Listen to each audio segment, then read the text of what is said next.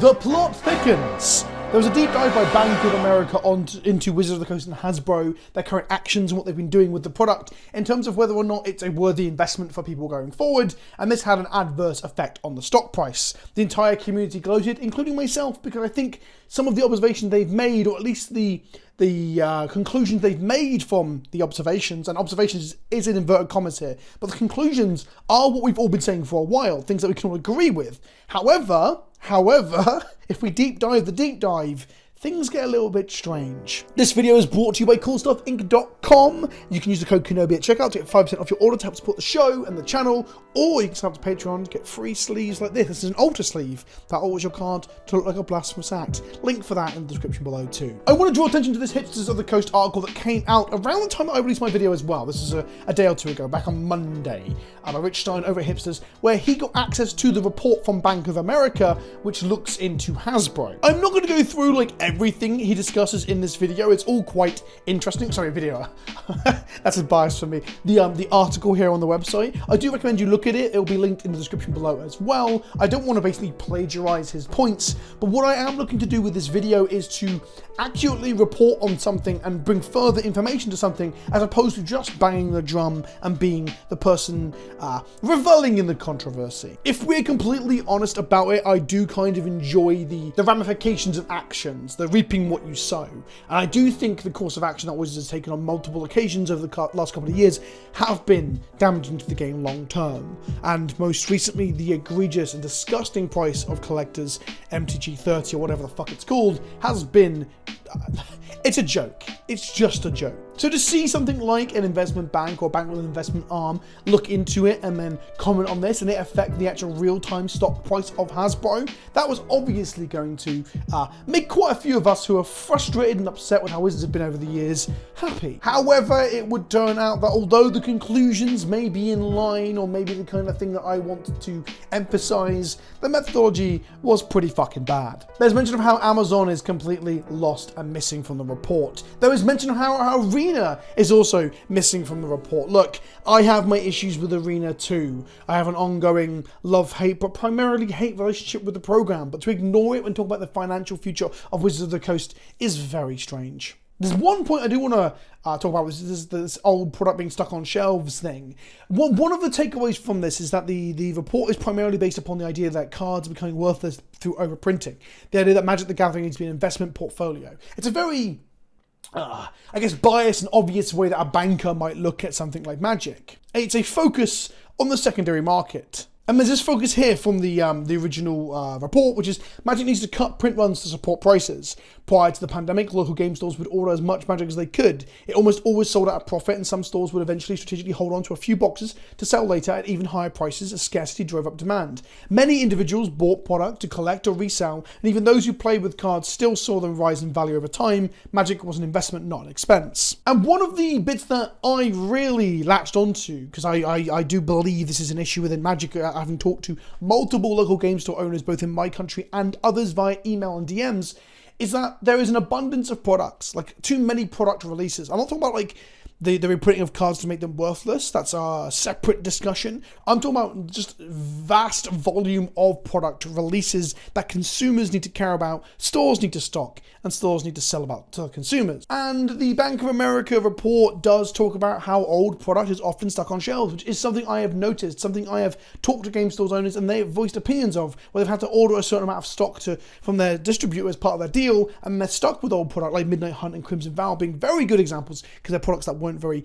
desirable to the consumer because the crossover event wasn't very good, the cards themselves weren't very good, the theming wasn't great either. But the Bank of America report, it says we saw a mix of older product in the 2 stores that they checked, which were 2 Targets in New York City. I guess 2 Targets in Manhattan is not really a representative sample of local game stores across America or across the world.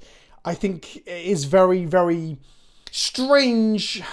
I guess they weren't expecting people to deep dive to look at the methodology, and this does seem like it is painting a picture with limited information. It is using a bias to confirm a conclusion. It's not really a deep dive to find out what's going on.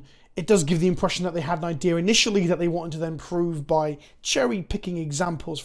For example, in this case, a Target store in New York and another one in New York that may not even stock Magic because it's a grocery store. Very strange choices. And it goes on. They talk about box prices, but they're actually fixated only on collector booster boxes, when actually some draft boxes have gained a little bit of value in recent time. They go on to that more in the article. There's a comparison to Pokemon, which is kind of an unfair comparison, really, because the two, although they're both card games and they do have similarities, there's a lot of differences too. They can be apples and oranges within the collectible space. Ultimately, I completely agree with the conclusion that the sky is not falling, as in, well, we need to unpack sky is falling. Sorry to do Jordan Peterson here, where I unpack every bit of language, but the sky is falling. We're talking about, is this the end?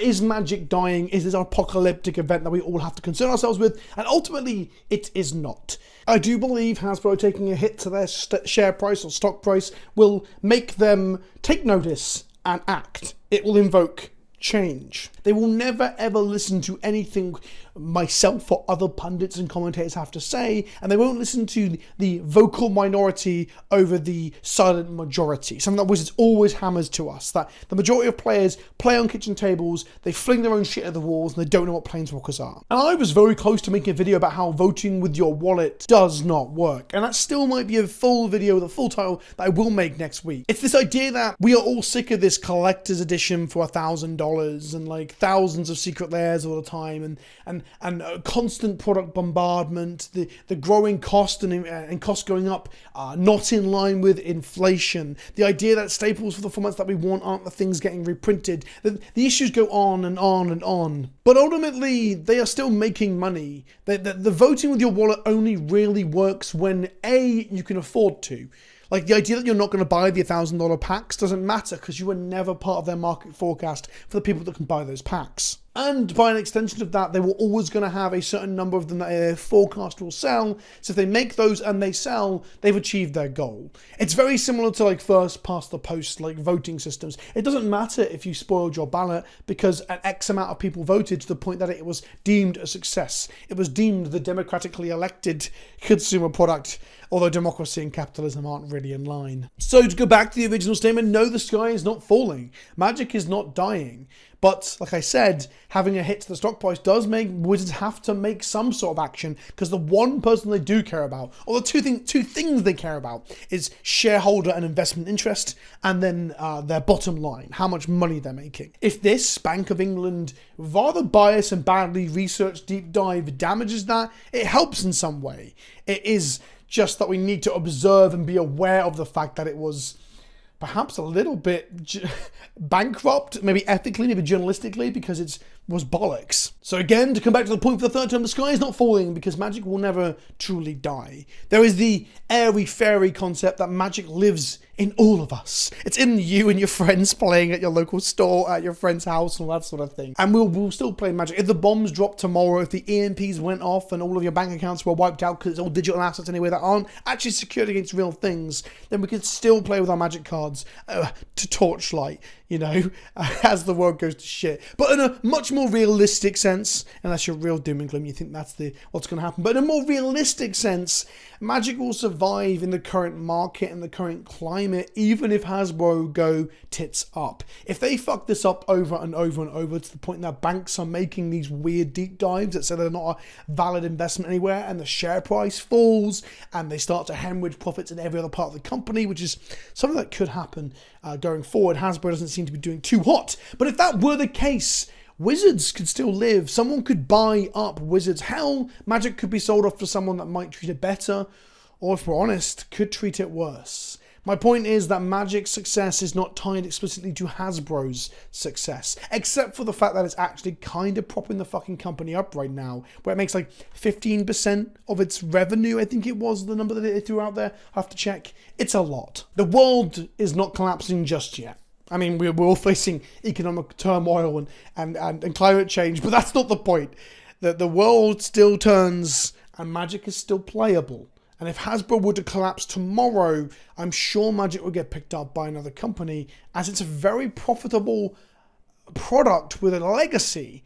So yeah, it's not all doom and gloom, but I do want to just be, you know, clear and concise and not dishonest about the fact that even if the Bank of America deep dive benefits us in some way, we have to observe that it was kind of based upon bollocks. I've been Vince, also known as PleasantKenobi on the internet. Thank you for watching. If you enjoyed the video, don't forget to subscribe, smash that like button, go check out the Hipsters article in the link description below as well. Send them some traffic for doing the deep diving on the deep dive and providing the information for videos like this.